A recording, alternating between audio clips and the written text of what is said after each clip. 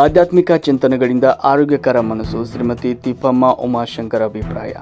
ಮನುಷ್ಯ ಆಧ್ಯಾತ್ಮಿಕ ಚಿಂತನೆಗಳನ್ನು ಬೆಳೆಸಿಕೊಳ್ಳೋದ್ರಿಂದ ಆರೋಗ್ಯಕರ ಮನಸ್ಸನ್ನು ಪಡೆಯುತ್ತಾನೆ ಅಂತ ಚಳ್ಳಕೆರೆಯ ತ್ಯಾಗರಾಜನಗರದ ಶಾರದಾಶ್ರಮದ ಸತ್ಸಂಗ ಕೇಂದ್ರದ ಸದಸ್ಯರಾದ ಶ್ರೀಮತಿ ತಿಪ್ಪಮ್ಮ ಉಮಾಶಂಕರ್ ತಿಳಿಸಿದರು. ನಗರದ ತ್ಯಾಗರಾಜನಗರದ ಸದ್ಭಕ್ತರಾದ ಶ್ರೀಮತಿ ಸುವರ್ಣ ನಾಗರಾಜ್ ಅವರ ಮಾತೃಶ್ರೀ ನಿವಾಸದಲ್ಲಿ ಆಯೋಜಿಸಿದ ವಾರದ ವಿಶೇಷ ಸತ್ಸಂಗ ಕಾರ್ಯಕ್ರಮದಲ್ಲಿ ಪಾಲ್ಗೊಂಡ ಅವರು ಆರೋಗ್ಯಕರ ಮನಸ್ಸು ಎಂಬ ವಿಷಯವಾಗಿ ವಿಶೇಷ ಉಪನ್ಯಾಸ ನೀಡಿದರು. ಸತ್ಸಂಗದ ಪ್ರಯುಕ್ತ ಸದ್ಭಕ್ತರಿಂದ ಸಾಮೂಹಿಕ ಶ್ರೀರಾಮ ರಕ್ಷಾ ಸ್ತೋತ್ರ ಪಠಣ, ಶ್ರೀರಾಮಕೃಷ್ಣರ ನಾಮಸ್ಮರಣೆ, ವಿಶೇಷ ಭಜನೆ, ಯತೀಶಂ ಸಿದ್ದಾಪುರ ಅವರಿಂದ ಶ್ರೀ ಶಾರದಾದೇವಿ ಜೀವನ ಗಂಗಾ ಗ್ರಂಥ ಪಾರಾಯಣ, ದಿವ್ಯತ್ರಯರಿಗೆ ಹಾಗೂ ಪ್ರಸಾದ ವಿನಿಯೋಗ ನಡೆಯಿತು.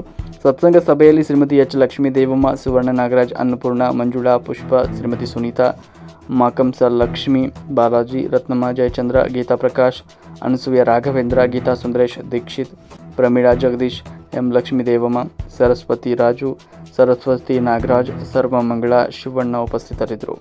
ವರದಿ ಯತೀಶಂ ಸಿದ್ದಾಪುರ್, ಚಳ್ಳಕೆರೆ. ಓಂ ನಮೋ ಭಗವತೆ ರಾಮಕೃಷ್ಣಾಯ. ಓಂ ನಮೋ ಭಗವತೆ ರಾಮಕೃಷ್ಣಾಯ.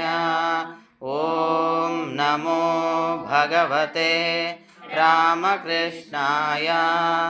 ಓಂ ನಮೋ ಭಗವತೆ ರಾಮಕೃಷ್ಣಾಯ.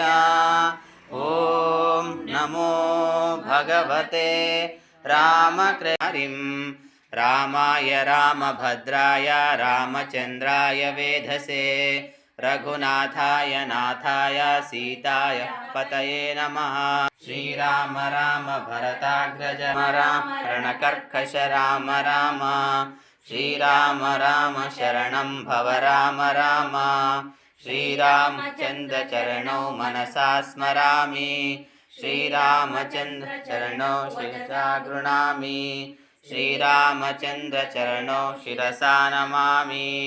ಶ್ರೀರಾಮಚಂದ್ರ ಚರಣೌ ಶರಣಂ ಪ್ರಪದ್ಯೆ. ರಾಮೋ ಮತ್ತಿತಾ ರಾಮಚಂದ್ರಃ ಸ್ವಾಮಿ ರಾಮೋ ಮತ್ಸಖಾ ರಾಮಚಂದ್ರಃ ಸರ್ವಸ್ವಂ ಮೇ ರಾಮಚಂದ್ರೋ ಸ್ವಾಮೇತು ಜನಕಾತ್ಮಜ. ಪುರತೋ ಮಾರುತಿರಸ್ಯ ತಂ ವಂದೇ ರಘುನಂದನ.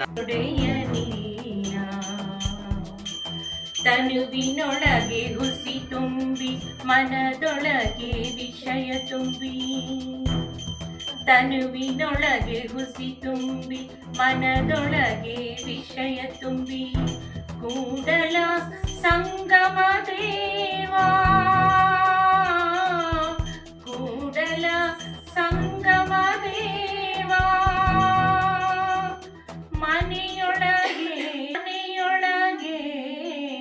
ಮನೆಯೊಡೆಯ ನಿಲ್ಲ, ಮನೆಯೊಡೆಯ ಇದ್ದಾನು ಇಲ್ಲವೋ. ಮನೆಯೊಳಗೆ ಮನೆಯೊಡೆಯ ಇದ್ದಾನು ಇಲ್ಲವೋ. ಮನೆಯೊಳಗೆ ಮನೆಯೊಡೆಯ ನಿಲ್ಲ, ಮನೆಯೊಳಗೆ ಮನೆಯೊಡೆಯ ನಿಲ್ಲ. ಮನೆಯೊಳಗೆ ಮನೆಯೊಡೆಯ ನಿಲ್ಲ. ಭಜನೆ ಎಂಬುದೇ ನಿನ್ನಾತ್ಮ, ಭಕ್ತಿ ಎಂಬುದೇ ಪರಮಾತ್ಮ. ನಿನ್ನಾತ್ಮ ನಿಶ್ಚಯವಿರಲು ಪರಮಾತ್ಮ ನಿಶ್ಚಯವಿರುವ. ಸೃಷ್ಟಿಗೆ ಕ್ರಮಾನುಗಂಗಳು ಇರಲು ಸೃಷ್ಟಿಗೆ ದೋಷವು ಇದೆಯೇನು. ಸೃಷ್ಟಿಗೆ ಕ್ರಮಾನುಗಂಗಳು ಇರಲು ದೃಷ್ಟಿಗೆ ದೋಷವು ಇದೆಯೇನು. ಕ್ರಮಾನುಗಂಗಳೇ ನಿನ್ನಾತ್ಮ, ನೇರ ದೃಷ್ಟಿಯೇ ಪರಮಾತ್ಮ. ಕ್ರಮಾನುಗಂಗಳೇ ನಿನ್ನಾತ್ಮ, ನೇರ ದೃಷ್ಟಿಯೇ ಪರಮಾತ್ಮ. ನಿನ್ನಾತ್ಮ ನಿಶ್ಚಯವಿರಲು ಪರಮಾತ್ಮ ನಿಶ್ಚಯವಿರುವ. ನಿನ್ನಾತ್ಮ ನಿಶ್ಚಯವಿರುವ. ಜೀವನದಲ್ಲಿ ಅದಮ್ಯ ಇಚ್ಛಾಶಕ್ತಿ ಇರಬೇಕು.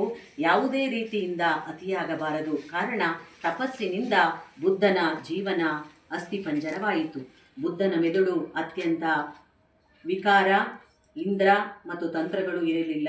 ಸಮಚಿತ್ತ ಅದ್ಭುತವಾಗಿತ್ತು. ವಿವಿಧ ಯೋಗ ಮಾರ್ಗಗಳ ಒಳಿತುಗಳನ್ನು ಗ್ರಹಿಸಿಕೊಂಡು ಲೋಪದೋಷಗಳಿಂದ ಬುದ್ಧ ಮುಕ್ತನಾಗಿದ್ದನು, ವಿಚಾರಶೀಲನಾಗಿದ್ದನು. ಪವಾಡ ಸಿದ್ಧಿಗಳಿಗೆ ಮನಸ್ಸು ಕೊಟ್ಟವನಲ್ಲ, ಪೂರ್ಣ ನಿಸ್ವಾರ್ಥ ಲೋಕ ಸಂಗ್ರಹಕ್ಕೆ ಅವಿಶ್ರಾಂತನಾಗಿ ಭಾವಾವೇಶದ ವಿಕಾಸವಿಲ್ಲದ ಭಕ್ತ ಸಿಗುವುದು ಅಪರೂಪ, ನಿಸ್ವಾರ್ಥ ಕರ್ಮಶಾಲಿಯಾಗಿರುವುದು ಕಠಿಣ. ಒಬ್ಬ ವ್ಯಕ್ತಿಯಲ್ಲಿ ಈ 4 ಯೋಗಗಳ ಸಮನ್ವಯ ಕಾಣುವುದು ದುರ್ಲಭ. ಬುದ್ಧ ಇಂತಹ ಅಪರೂಪದ ಮಹಾಪುರುಷ. ಅವನ ಬುದ್ಧಿ ಮತ್ತು ಹೃದಯ ಕಾರ್ಯಕ್ಷಮತೆ ಪರಿಪೂರ್ಣವಾಗಿ ವಿಕಸನ ಹೊಂದಿತ್ತು, ಅವುಗಳಲ್ಲಿ ಸಮನ್ವಯ ಇತ್ತು. ಆದ್ದರಿಂದ ವಿವೇಕಾನಂದರು ಬುದ್ಧನನ್ನು ಜಗತ್ತು ಕಂಡ ಮಹಾನುಭಾವ ಎಂದು ಕರೆದರು.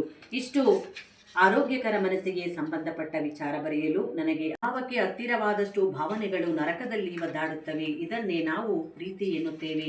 ಬುದ್ಧನಲ್ಲಿ ಅಂತಹ ಹೃದಯ ಮತ್ತು ಸಮಚಿತ್ತತೆಗಳು, ದುಃಖ ಮತ್ತು ವೇದನೆಗಳ ಕುರಿತಾಗಿ ಅಪಾರ ಸಹಾನುಭೂತಿ ಇತ್ತು. ಶ್ರೀ ರಾಮಕೃಷ್ಣರು ಬಂಧು ಬಾಂಧವರ ಪ್ರೀತಿಯನ್ನು ಮಾಯೆ ಎಂದು ಕರೆದಿರುವರು. ಮಾಯೆ ಬಂಧನಕ್ಕೆ ಕಾರಣವಾದರೆ ದಯೆ ಮುಕ್ತಿಗೆ ಕಾರಣವಾಗುತ್ತದೆ. ಬುದ್ಧನ ಭಾವನೆ ದಯೆರಹಿತ ಉತ್ಸಾಹ ಕೊಡುಗೆಗಿಂತ ಓರ್ವ ಮುಕ್ತಾತ್ಮನ ವಿಶಾಲ ಹೃದಯದಿಂದ ಹೊರಹೊಮ್ಮಿದ ಉತ್ತಮ ಲೋಕ ಹಿತದಲ್ಲಿ ಭಗವಂತನನ್ನ ಪ್ರೀತಿಸುವುದೇ ನಿಜವಾದ ಭಕ್ತಿ. ಪೂರ್ಣ ಸಮಯ ಮತ್ತು ತ್ಯಾಗವಿಲ್ಲದೆ ಭಕ್ತಿಯು ಅರ್ಥವಾದ ಭಾವಾವೇಶವಾಗಿ ತಿರುಗಿಬಿಡುತ್ತದೆ. ವ್ಯಕ್ತಿಯು ಆಧ್ಯಾತ್ಮಿಕ ಶಕ್ತಿ ನಾಶವಾಗುತ್ತದೆ. ಜೀವನದಲ್ಲಿ ಶಾಶ್ವತ ಪರಿವರ್ತನೆ ತರಹದ ಭಾವಾವೇಶ, ಕಾಮ ಕ್ರೋಧಾದಿಗಳನ್ನು ಜಯಿಸಲು ಬೇಕಾದ ಶಕ್ತಿಯನ್ನು ಈ ಭಾವಾವೇಶದಿಂದ ಪ್ರಯೋಜನವಿಲ್ಲ. ಆರೋಗ್ಯಕರ ಮನಸ್ಸಿನ ಹಂತಗಳನ್ನು ನಿವಾರಣೆ ಮಾಡುವ ದೃಷ್ಟಿಯಿಂದ ರಾಮಕೃಷ್ಣ ಮಿಷನ್ ಆರಂಭ ಆಗ್ತದೆ. ಹಾಗಾಗಿ ಶ್ರೀಮಾತೆಯವರು ಆಗ ಜಯರಾಮ್ ಪಾಟೀಲ್ ಇರ್ತಾರೆ. ಒಬ್ಬ ಸಾಧುಗಳು, ರಾಮಕೃಷ್ಣ ಮಿಷನ್ ಸಾಧುಗಳು ಬಂದು ಶ್ರೀಮಾತೆಯವರನ್ನ ಭೇಟಿಯಾಗಿ ಈ ಥರ ಹೇಳ್ತಾರೆ, ಅಮ್ಮ ಈ ಥರ ಎಲ್ಲ ಆಗ್ಬಿಟ್ಟಿದೆ ಅಂತ. ಆಗ ಶ್ರೀಮಾತೆ ಹೇಳ್ತಾರೆ ಏನಂತ, ಜಗಜ್ಜನನಿ ಸಿಂಹವಾಹಿನಿಯ ಕೃಪೆಯಿಂದ, ಅಲ್ಲಿಯ ಗ್ರಾಮ ದೇವತೆ ಸಿಂಹವಾಹಿನಿ, ಎಲ್ಲ ಊರಿಗೆಲ್ಲ ನಮ್ಮ ಚಳಕೆರಮ್ಮ ಅಂತಿದೀವಿ, ಹಂಗೆ ಜಗಜ್ಜನಿಯಾದಂಥ ಸಿಂಹವಾಹಿನಿ ಕೃಪೆಯಿಂದ ಈ ಜಯರಾಮ್ ಪಾಟೀಲ್ ಅಂತ ದುರ್ಗತಿಗಳೇನು ಇಲ್ಲ ಅಂತ ಹೇಳ್ತಾರೆ. ಆದರೆ ಆ ಸಾಧುಗಳು ಹೇಳ್ತಾರೆ, ಅದು ನಿಜವಾದ ವಿಚಾರ ಏನು, ಶ್ರೀಮಾತೆಯವರಲ್ಲಿ ಇರೋದ್ರಿಂದನೇ ಅವ್ರಿಗೆ ಬರಗಾಲ ಬರಲಿಲ್ಲ ಅಂತ. ಅಮ್ಮ, ಸಿಂಹವಾಹಿನಿ ವಿಚಾರ ನನಗೇನು ಗೊತ್ತಿಲ್ಲ, ಆದರೆ ನಿಮ್ಮ ಸಾನ್ನಿಧ್ಯದಿಂದಾಗಿ ಇಲ್ಲಿ ಅಂತಹ ದುಸ್ಥಿತಿ ಏನು ಇಲ್ಲ ಎನ್ನುವಂಥದ್ದು ನನ್ನ ದೃಢ ನಂಬಿಕೆ ಅಂತ ಹೇಳ್ತಾರೆ. ಅಂತಂದರೆ ಅದು ಪರೋಕ್ಷವಾಗಿ ಹೇಳ್ತಾ ಇದ್ದಾರೆ, ಶ್ರೀಮಾತೆಯವರು ಸಾಕ್ಷಾತ್ ಜಗನ್ಮಾತೆ, ನಿಮ್ಮ ಸಾನ್ನಿಧ್ಯ ಇಲ್ಲಿ ಇರೋದ್ರಿಂದನೇ ಇಲ್ಲಿ ಯಾವುದೇ ಬರ ಪೀಡಿತ ಘಟನೆಗಳು ಇಲ್ಲಿ ನಡೆದಿಲ್ಲ ಅಂತ ಶ್ರೀಮಾತೆಯವರು ಹೇಳ್ತಾರೆ. ಹಾಗೆ ಶ್ರೀಮಾತೆಯವ್ರ ಬಗ್ಗೆ ಒಬ್ಬ ಸಾಧುಗಳು ಹೇಳ್ತಾರೆ. ಆಗ ಶ್ರೀಮಾತೆಯವರು ಅದಕ್ಕೆ ಉತ್ತರವನ್ನು ಕೊಡೋಲ್ಲ, ಮೌನವಾಗಿ ಬಿಡ್ತಾರೆ.